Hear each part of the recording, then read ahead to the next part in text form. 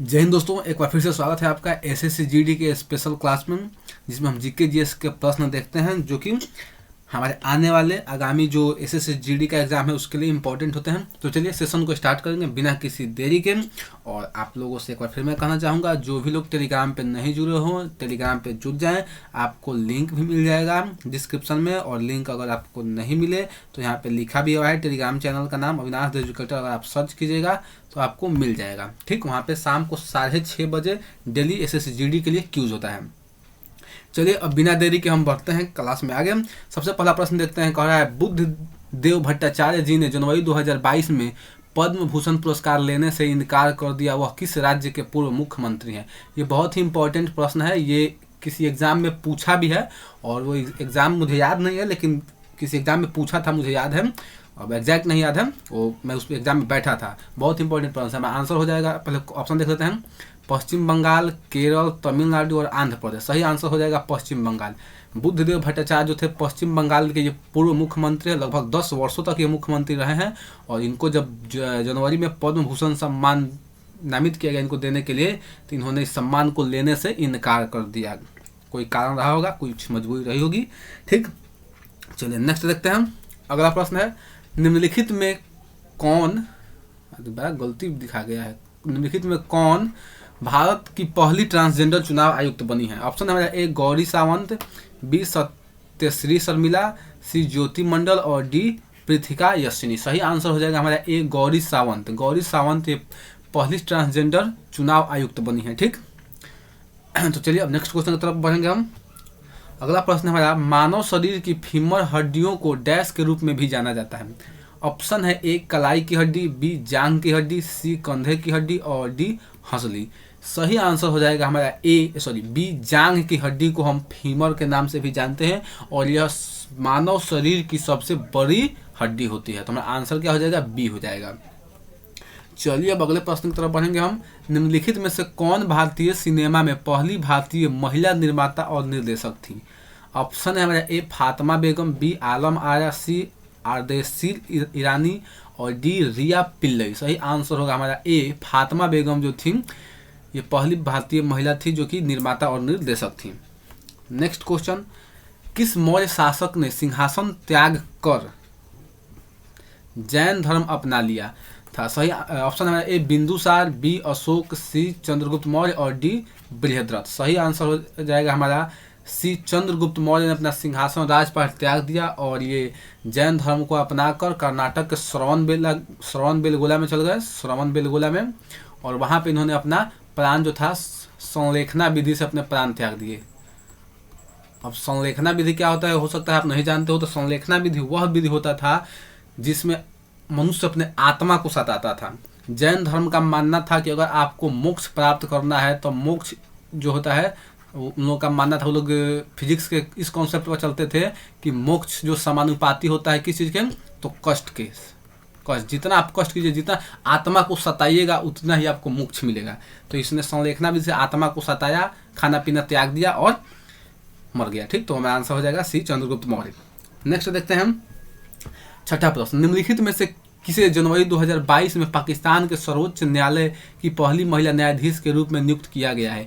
ये क्वेश्चन भी मेरे किसी न किसी एग्जाम में पूछा था। एग्जैक्ट एग्जाम नहीं याद है किस एग्जाम में, लेकिन किसी न किसी में पूछा था। ठीक, ऑप्शन हमारा ए आयशा मलिक, बी हिना रब्बानी, सी मल्लिका जहां और डी उजैरा बलोच। सही आंसर हो जाएगा हमारा ए आयशा मलिक पाकिस्तान के सर्वोच्च न्यायालय में न्यायाधीश बनने वाली पहली महिला है। ठीक, तो हमारा आंसर हो जाएगा ए आयशा मलिक।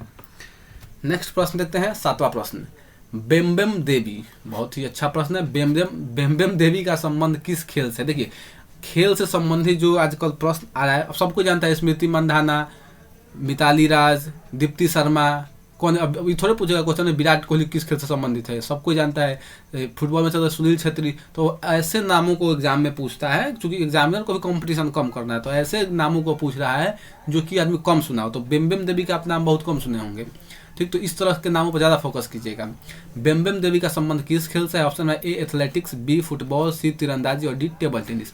सही आंसर हो जाएगा हमारा बी फुटबॉल। बेम्बेम देवी का संबंध फुटबॉल खेल से है, इसलिए हमारा आंसर क्या हो जाएगा? बी हो जाएगा। नेक्स्ट क्वेश्चन, हम 8वें प्रश्न की ओर चलेंगे। काठियावाड़ प्रायद्वीप आपको भारत के किस राज्य में मिलेगा? ऑप्शन है ए राजस्थान, बी महाराष्ट्र, सी गुजरात और डी मिजोरम। सही आंसर हो जाएगा हमारा सी, गुजरात में आपको काठियावाड़ प्रायद्वीप आपको देखने को मिलता है, तो आंसर हो जाएगा हमारा सी। नेक्स्ट प्रश्न की तरफ चलेंगे हम। निम्नलिखित में से कौन सा अनुच्छेद राष्ट्रपति को क्षमादान की शक्ति देता है? ऑप्शन है ए अनुच्छेद 72, बी अनुच्छेद 74, सी अनुच्छेद 78 और डी अनुच्छेद 80। तो हमारा सही आंसर हो जाएगा अनुच्छेद 72। अनुच्छेद 72 जो होता है ये राष्ट्रपति सॉरी क्वेश्चन क्या है? निम्नलिखित में से कौन सा अनुच्छेद राष्ट्रपति को क्षमादान का, ठीक है, तो अनुच्छेद ए हो जाएगा। अनुच्छेद ए जो है राष्ट्रपति को क्षमादान की शक्ति देता है, ठीक। अनुच्छेद 74 की बात करें तो अनुच्छेद 74 राष्ट्रपति को सलाह देने के लिए एक मंत्री परिषद होगा, इसकी चर्चा करता है। अनुच्छेद 74 क्या कहता है कि राष्ट्रपति को सलाह देने के लिए एक मंत्री परिषद, यानी कि मंत्री परिषद की चर्चा इसमें की गई है, जिसका मुखिया कौन होता है? तो प्रधानमंत्री होता है, ठीक। नेक्स्ट देखते हैं अनुच्छेद 78। अनुच्छेद 78 में बताया गया है कि पीएम का यह कर्तव्य होगा कि वह कार्यवाही की जानकारी प्रेसिडेंट को दे, यानी कि कार्यवाही में जो जानकारी, जो भी काम हो रहा है उसकी जानकारी पीएम किसको देंगे? तो राष्ट्रपति को। यानी कि मंत्री परिषद और राष्ट्रपति के बीच में मतलब सेतु का काम कौन करता है? तो प्रधानमंत्री करता है, ठीक। अगला देखते हैं अनुच्छेद 80। अनुच्छेद 80 जो है हमें राज्यसभा के बारे में बताता है, राज्यसभा के बारे में अनुच्छेद 80 बताता है। और अनुच्छेद अगर 79 की बात करें तो हमें संसद के बारे में बताता है। और अनुच्छेद 81 जो है ये हमें बताता है जब लोकसभा के बारे में, लोकसभा, ठीक। तो उम्मीद है इन सब चीज़ों को आप समझे होंगे। चलिए अब नेक्स्ट क्वेश्चन की तरफ हम जल्दी से मूव करते हैं। 10वां प्रश्न, निम्नलिखित में से किस राज्य में सबसे अधिक पवन ऊर्जा उत्पादन होता है? ऑप्शन है हमारा ए ओडिशा, बी कर्नाटक, सी महाराष्ट्र और डी तमिलनाडु, ठीक। तो सही आंसर हो जाएगा डी, तमिलनाडु में सबसे अधिक पवन ऊर्जा का उत्पादन होता है। पवन ऊर्जा क्या होता है? हो सकता है आप में से कुछ लोग नहीं जाने, तो आप देखे होंगे बड़े बड़े नहीं, कोई फिल्म में आप लोग देखे होंगे, गाना वाना के शूटिंग में इस तरह का एक फिगर होता है जिसमें बड़ा बड़ा ऐसे पंखी लगा हुआ होता है, वो नाचता रहता है, तो इसी से पवन ऊर्जा का निर्माण होता है, ठीक। तो चलिए अब नेक्स्ट क्वेश्चन की तरफ चलेंगे। 11वां प्रश्न, बंगाल विभाजन के बाद कौन सा आंदोलन शुरू हुआ था? तो सबसे पहले इंपॉर्टेंट जो जानना होगा कि बंगाल विभाजन कब हुआ था? तो 1905 ईस्वी में हुआ था, ठीक। और तो ऑप्शन देखते हैं, ऑप्शन देख लेते हैं। सविनय अवज्ञा आंदोलन, बी स्वदेशी आंदोलन, सी भारत छोड़ो आंदोलन और डी असहयोग आंदोलन, ठीक। तो चूंकि कह रहा है बंगाल विभाजन के बाद कौन सा आंदोलन शुरू हुआ था, तो बंगाल विभाजन के बाद जो आंदोलन था वो स्वदेशी आंदोलन शुरू हुआ था। क्यों हुआ था? तो स्वदेशी आंदोलन में लोग जो विदेशी वस्तुएं थी, विदेशी यानी कि जो इंग्लैंड से वस्तुएं आ रही थी, यूरोप से जो वस्तुएं आ रही थी, उसका बहिष्कार करना। इसका मेन उद्देश्य क्या था? तो विदेशी वस्तुओं का बहिष्कार, विदेशी वस्तुओं का बहिष्कार। और लोगों ने खूब जितना भी मतलब विदेश का जो भी इंग्लैंड से खरीदे हुए सामाने थे, उस सबको, कपड़ा लाता सबको लोगों ने बहुत जलाया था इस आंदोलन में, ठीक। तो हमारा आंसर हो जाएगा बी स्वदेशी आंदोलन, ठीक। चलिए नेक्स्ट क्वेश्चन देखते हैं अब। चलिए देख ही लेते हैं। सविनय अवज्ञा आंदोलन कब हुआ था? तो सविनय अवज्ञा आंदोलन जो था 12 मार्च 1930 को शुरू हुआ था, जब गांधी जी जेल से वापस लौटे थे, तो फिर राजनीति में अपनी कदम जमाने के लिए वो इस आंदोलन की उन्होंने शुरुआत की थी। उसका स्वदेशी आंदोलन बंगाल विभाजन के तुरंत बाद 1905 में हुआ था। भारत छोड़ो आंदोलन 8 अगस्त के रात्रि को, आप कह सकते हैं 9 अगस्त 1942 को यह शुरू हुआ था। बॉम्बे के ग्वालियर टैंक से इसकी शुरुआत की गई थी। और असहयोग आंदोलन 1 अगस्त 1920 ईस्वी को इसको शुरू किया गया था, जो कि चौरी चौरा हत्याकांड के बाद इसको बंद कर दिया गया था, ठीक। तो चलिए नेक्स्ट क्वेश्चन की तरफ चलेंगे। अगला प्रश्न है, महासागर में पानी की गहराई मापने के लिए डैश का उपयोग किया जाता है? ऑप्शन है ए फायदोमीटर, बी डायनेमोमीटर, सी लैक्टोमीटर और डी बैरोमीटर। सही आंसर हो जाएगा हमारा ए फायदोमीटर। फायदोमीटर से समुद्र की गहराई मापा जाता है, तो इसलिए हम लोग का आंसर क्या हो जाएगा? ए बिल्कुल सही आंसर है, ठीक। अब रह गया, देखते हैं डायनेमोमीटर। डायनेमोमीटर से बल आघूर्ण मापा जाता है। डायनेमोमीटर से क्या नापा जाता है? बल आघूर्ण, ठीक। लैक्टोमीटर से दूध की शुद्धता नापी जाती है। शुद्ध लिख रहा हूँ, पगला गया हूँ अभी। दूध की शुद्धता, ठीक। बैरोमीटर से क्या मापा जाता है? तो बैरोमीटर से वायुमंडलीय दाब मापा जाता है, वायुमंडलीय दाब। ठीक, तो हमारा आंसर क्या हो जाएगा? ये फेदोमीटर हो जाएगा। चलिए नेक्स्ट क्वेश्चन की तरफ चलेंगे हम। 13वां प्रश्न, उत्तर प्रदेश कैडर के किस बहुत इसको VVI कर देगा, बहुत इंपॉर्टेंट प्रश्न है, कई एग्जाम में पूछा जा चुका है और पूछा जाएगा। उत्तर प्रदेश कैडर के किस IAS, यहाँ पे IAS होगा, IAS, ठीक है, IAS, ऐसे हिंदी इसमें IAS अधिकारी ने टोक्यो पैरालंपिक में पदक जीता है? ऑप्शन है ए अनूप चंद्र पांडे, बी सुहास एलवाई, सी राजेंद्र कुमार तिवारी और डी इनमें से कोई नहीं। सही आंसर हो जाएगा बी सुहास एलवाई जो है ये उत्तर प्रदेश कैडर के एक IAS ऑफिसर है और इन्होंने टोक्यो पैरालंपिक में पदक जीतकर इतिहास रचा। ठीक, और भी अगर पूछा जाए, देखिए ये तो हो गया सामान्य प्रश्न, इसके अलावा भी आपसे प्रश्न ये पूछ सकता है कि बोल देगा क्वेश्चन में कि उत्तर प्रदेश कैडर के एक IAS अधिकारी जिनका नाम था सुभाष एलवाई, उन्होंने टोक्यो पैरालंपिक में पदक जीता, लेकिन कौन सा पदक जीता, ये क्वेश्चन बन सकता है। तो याद रखिएगा इन्होंने कौन सा पदक जीता, तो सिल्वर मेडल जीता। तो एक तो ये हो गया। दूसरा क्वेश्चन ये भी तो पूछ सकता है ना कि सिल्वर मेडल तो जीता, किस खेल में जीता, कौन खेला खेल रहे थे ये? तो हमारा आंसर हो जाएगा बैडमिंटन, बैडमिंटन के ये खिलाड़ी हैं। ठीक, तो उम्मीद है आप समझ गए होंगे। चलिए नेक्स्ट क्वेश्चन की तरफ हम भागते हैं। अगला प्रश्न हमारा, निम्नलिखित में से कौन सा संगठन दुनिया की शांति के लिए परमाणु के रूप में काम करता है? यानी इस संगठन का काम है कि देखते रहे कि दुनिया में लोग मतलब परमाणु, जैसे मान लीजिए परमाणु का जब खोज हो गया तो परमाणु बम लोग बनाने लगा, तो परमाणु का लोग सही तरीके यूज करें, उसको बम ना बनाए, इसके निगरानी रखने के लिए, इस पर ध्यान देने के लिए कौन सी संस्था काम करता है? ऑप्शन है ए संयुक्त राष्ट्र सुरक्षा परिषद, बी अंतर्राष्ट्रीय परमाणु ऊर्जा एजेंसी IAEA, उत्तर अटलांटिक संधि संगठन या संयुक्त राष्ट्र महासभा। सही आंसर होगा हमारा बी अंतर्राष्ट्रीय परमाणु ऊर्जा एजेंसी IAEA। ठीक, इसका पूरा नाम क्या हो जाता है? इसका पूरा नाम हो जाएगा आई से इंटरनेशनल, ठीक, ए से हो जाएगा एटॉमिक, इंटरनेशनल एटॉमिक, आई से हो जाएगा एनर्जी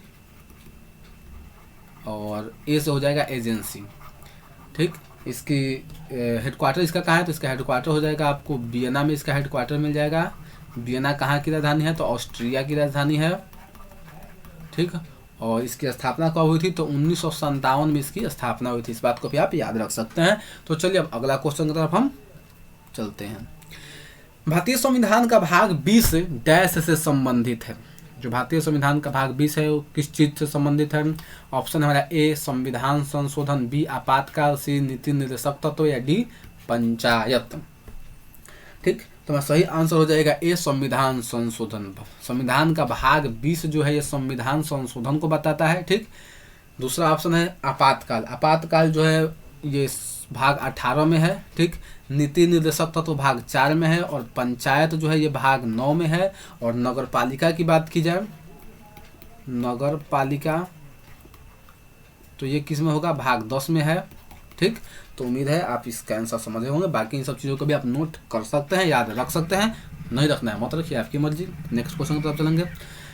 निम्नलिखित में से किस मंत्रालय ने अन्नपूर्णा योजना को शुरू किया था? ऑप्शन हमारा ए ग्रामीण विकास मंत्रालय, बी कृषि और क्या लिखा है? कृषि और किसान कल्याण मंत्री, आवास और शहरी मामलों के मंत्री या गृह मंत्री। तो हमारा सही आंसर हो जाएगा ए ग्रामीण विकास मंत्रालय ने ही अन्नपूर्णा योजना को शुरू किया था। तो हमारा आंसर हो जाएगा ए। और बाकी देख लेते हैं महारथी कौन कौन से हैं जिनके पास ये मंत्रालय है। तो ग्रामीण विकास मंत्रालय जो है ये गिरिराज सिंह के पास है। गृह मंत्रालय और सहकारिता मंत्रालय दोनों अमित शाह जी देखते हैं। कृषि और विकास कल्याण मंत्री नरेंद्र सिंह तोमर देखते हैं। और आवास और शहरी मामलों के मंत्री हरदीप सिंह पुरी हैं। तो इन चीज़ों को भी आप याद रख सकते हैं। नेक्स्ट क्वेश्चन की तरफ चलेंगे अब हम। 17वां प्रश्न, पुष्प में स्त्री केसर डैश है। बहुत ही इजी प्रश्न है। ऑप्शन है ए एक नर जनन अंग, एक लिंगी, एक मादा जनन अंग और द्विलिंगी। हर दोनों का तो कोनो मतलब बनता नहीं है। और स्त्री केसर है तो जाहिर बात, जब स्त्री है तो मादा जनन अंग हुआ। तो हमारा आंसर हो जाएगा सी मादा जनन अंग। आप कमेंट में बताइए कि पुष्प में जो क्या बोलते हैं नर जनन अंग का नाम क्या होता है? जो पुष्प में नर जनन अंग होता है उसका नाम क्या आता है? मादा जनन अंग का नाम तो स्त्री केसर हो गया, और जो पुरुष यानी कि पुरुष नहीं मेल सॉरी नर जनन अंग का नाम क्या होगा उसका आप कमेंट में आंसर दीजिए। नेक्स्ट देखते हैं 18वां प्रश्न, वैश्विक खाद्य सुरक्षा सूचकांक 2021 में भारत किस स्थान पर है? वैश्विक खाद्य सुरक्षा सूचकांक 2021 में भारत किस स्थान पर है? ऑप्शन हमारा ए 73, कहाँ गया है भाई, हाँ ऑप्शन ए 73, बी 83, सी 71 और डी 113। सही आंसर हो जाएगा हमारा सी 71वें स्थान पे है वैश्विक खाद्य सुरक्षा सूचकांक 2021 में। नेक्स्ट क्वेश्चन, थुलाल डैश राज्य से संबंधित एक एकल व्यंग्यात्मक नृत्य है, यानी कि जाहिर सी बात है एक डांस है, और यह किस राज्य का है? ऑप्शन हमारा ए हरियाणा, बी अरुणाचल प्रदेश, सी केरल और डी गोवा। सही उत्तर हो जाएगा सी केरल। केरल का यह एक डांस है जो कि व्यंग्यात्मक है, व्यंग करता है। नेक्स्ट देखते हैं 20वां प्रश्न, वेद समाज की स्थापना डैश में हुई थी, यानी कहाँ हुई थी? ऑप्शन है हमारा ए मद्रास, बी कलकत्ता, सी हैदराबाद और डी बॉम्बे। तो सही आंसर हो जाएगा ए मद्रास में वेद समाज की स्थापना की गई थी। किसके द्वारा की गई थी? तो केशव चंद्र सेन, याद रखिएगा केशव चंद्र सेन के द्वारा वेद समाज की स्थापना मद्रास में की गई थी। इनके सहयोगी भी एक थे वो, लेकिन उतने इंपॉर्टेंट नहीं है, इन्हीं का नाम पूछा अक्सर। चलिए नेक्स्ट क्वेश्चन देखते हैं, भारत में मॉन्टेग्यू चेम्सफोर्ड सुधार कब पेश किया गया था? ऑप्शन हमारे ए 1881, बी 1905, सी 1909 और डी 1919। तो हमारा सही आंसर हो जाएगा 1919 में मॉन्टेग्यू चेम्सफोर्ड सुधार को पेश किया गया था। तो हमारा आंसर हो जाएगा डी 1919। बाकी ऐसे ऑप्शन देख लेते हैं, इनको देख लेते, बाकी जो ऑप्शन बचे हैं इनको देख लेते हैं। 1881 में क्या हुआ था? तो नियमित जनगणना की शुरुआत हुई थी, नियमित जनगणना, ठीक। जनगणना दिवस कब मनाया जाता है बता दीजिए कमेंट बॉक्स में आप। 1905 में क्या हुआ था? तो 1905 में बंगाल विभाजन हुआ था, बंगाल विभाजन, ठीक। और 1909 में क्या हुआ था? तो मार्ले मिंटो सुधार अधिनियम, मार्ले मिंटो सुधार आया था।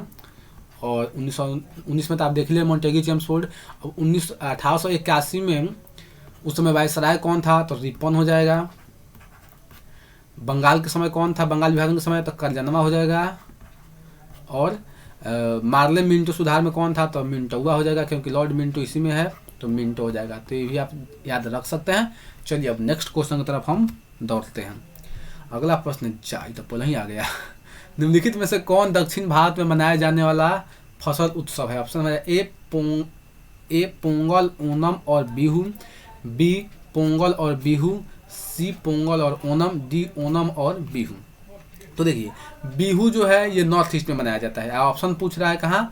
तो दक्षिण भारत में। तो जिसमें बिहू है उसको पहले ही टिहू कर दें। इसमें बिहू है, इसमें बिहू है, टाटा फिश, इसमें भी बिहू है, तीनों में बिहू है, तीनों खत्म। बचा क्या? ओनम और पोंगल। तो पोंगल कहाँ मनाया जाता है? तमिलनाडु में। ओनम कहाँ मनाया जाता है? केरल में। बाकी ये सब कुछ डांस है, सॉरी क्या बोलते हैं, त्यौहार है, उनको देख लेते हैं। और त्यौहार से संबंधित एक बहुत ही इंपॉर्टेंट वीडियो आपको मिल जाएगा इस चैनल पर, जिसमें मतलब कि मैंने 60 से 70 त्योहारों को कवर किया है। लगभग सारा आपको त्यौहार उसमें मिल जाएगा जितने एग्जाम में आपके पूछ सकता है। तो उस वीडियो को आप नहीं देखे हो तो जरूर प्लेलिस्ट में जाइए, और जो प्लेलिस्ट में ऑप्शन होगा स्टैटिक जीके का जो प्लेलिस्ट होगा उसमें आप उसको देखिएगा, उसमें आपको मिल जाएगा। उसमें आपको नेशनल पार्क और वाइल्ड लाइफ सेंचुरी का एक वीडियो मिल जाएगा, और एक वीडियो मिल जाएगा इस त्यौहार का। तो जाकर देख लीजिए, आपके लिए बहुत इंपॉर्टेंट होगा। बार बार देखिए, 1000 बार देखिए, याद कर लीजिए, ठीक। बाकी इसको देख लेते हैं। लोहरी बैसाखी जो है पंजाब में मनाते हैं, ओनम केरल में मनाते हैं, मकर संक्रांति उत्तर भारत में पूरा मनाया जाता है, बिहू जो है असम में मनाया जाता है, नुआखाई उड़ीसा में मनाया जाता है, गुड़ी पर्व महाराष्ट्र में मनाया जाता है, वंगाला जो है मेघालय और असम में मनाया जाता है, उगादी जो है आंध्र प्रदेश और कर्नाटक में मनाते हैं, विशु केरल और कर्नाटक में मनाते हैं, ठीक। तो इन सबको याद रख सकते हैं, याद रखिएगा, वो वीडियो देख लीजिएगा। अगर आप नहीं देखो बहुत इंपॉर्टेंट होगा आपके लिए वो। चलिए अब नेक्स्ट क्वेश्चन की तरफ चलेंगे हम। 23वां प्रश्न, मौलिक अधिकारों को लागू करने के लिए न्यायालय इनमें से क्या जारी कर सकता है? बहुत ही ईजी प्रश्न है। अगर आपको ज़्यादा सा भी नॉलेज होगा क्या बोलते हैं पॉलिटी साइंस का, तो आप बना देंगे।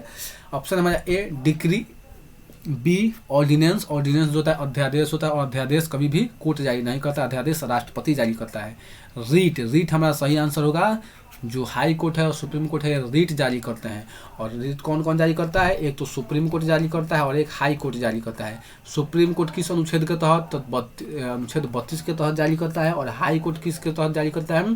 तो 226 के तहत। ठीक, और यहाँ पे याद रखिएगा अनुच्छेद 32 से हमको ये देता है कि अधिकार देता है कि अगर हमारा कोई भी मौलिक अधिकार का हनन होता है तो हम डायरेक्ट सुप्रीम कोर्ट में जा सकते हैं उसके विरोध में। ठीक, इस बात को भी आप याद रख सकते हैं। तो अब नेक्स्ट क्वेश्चन की तरफ चलेंगे। 24वां प्रश्न, मानव विकास इंडेक्स, ह्यूमन डेवलपमेंट इंडेक्स की अवधारणा किसने विकसित किया? ठीक, ऑप्शन है ए अमर्त्य सेन, बी एस कादिर, सी अलवा मिर्डल और डी महबूब उल हक। सही आंसर हो जाएगा हमारा डी महबूब उल हक ने मानव विकास सूचकांक की अवधारणा को पेश किया था। और ये कहाँ के थे? तो ये पाकिस्तान के थे। इस बात को भी आप याद रखिएगा, क्योंकि लोग विश्वास मतलब थोड़ा मुश्किल होता है विश्वास करना कि पाकिस्तान के थे, इसलिए इस बात को आप याद जरूर रखिएगा। नेक्स्ट क्वेश्चन, अब अगला प्रश्न देखेंगे और आज का आखिरी प्रश्न, टाइगर कप, सॉरी जबान को क्या हो गया मेरा यार, राइडर कप का संबंध किस खेल से है? ऑप्शन है हमारा ए फुटबॉल, बी गोल्फ, सी बैडमिंटन और डी क्रिकेट। आप इसका सही जवाब दीजिए, क्या होगा इसका? आप कमेंट बॉक्स में जवाब दीजिए कि राइडर कप का संबंध किससे। चलिए दीजिए, मैं देता हूँ। आंसर हो जाएगा बी, राइडर कप का संबंध गोल्फ से है, इसलिए हमारा आंसर क्या हो जाएगा? बी। तो दोस्तों ओवरऑल रहा आपका सेशन। उम्मीद है आपको आज के प्रश्न अच्छे लगे होंगे। कैसा आपको वीडियो लगा, कैसे प्रश्न रहे, जो भी आप सुझाव देना चाहें दे सकते हैं, आप स्वतंत्र हैं। मैं आपके दिए हुए सुझावों पर अमल करने का प्रयत्न बिल्कुल करूँगा। ठीक, और एक बात और बताइएगा, एक बात मुझे कन्फ्यूजन है कि आप किस तरह के वीडियो चाहते हैं, या ऐसा वीडियो चाहते हैं कि क्वेश्चन ज़्यादा हो एक्सप्लेनेशन कम हो, ठीक, या फिर ऐसा वीडियो चाहते हैं कि क्वेश्चन कम रहे एक्सप्लेनेशन ज़्यादा रहे। तो उस पर भी आप अपना राय जरूर दीजिए। इसमें थोड़ा मैं कंफ्यूज हूँ कि क्या ठीक रहेगा, या आप क्या इस 25 क्वेश्चन को मैं और बढ़ा दूं और थोड़ा एक्सप्लेनेशन उसको कम कर दूं, जैसे कि मान लीजिए 25 की 30 कर दूं, 40 कर दूं, ऐसे कर दूं, या फिर क्वेश्चन को लिमिटेड रहने दूं, कम कर दूं, लेकिन एक्सप्लेनेशन उसके बारे में एक कट्ठा बता दूं। इस तरह का वीडियो चाहते हैं तो इसके बारे में भी आप जरूर कमेंट करके बताइए। तो चलिए आज के लिए इतना ही। बहुत बहुत धन्यवाद जुड़ने के लिए।